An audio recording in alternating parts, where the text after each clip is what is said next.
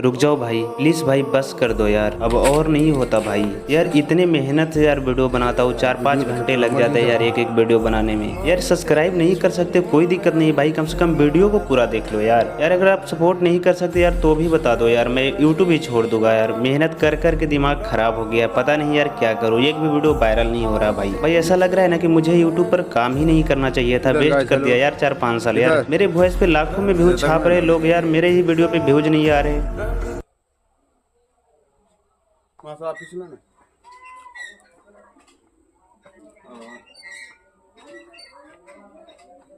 क्या हुआ?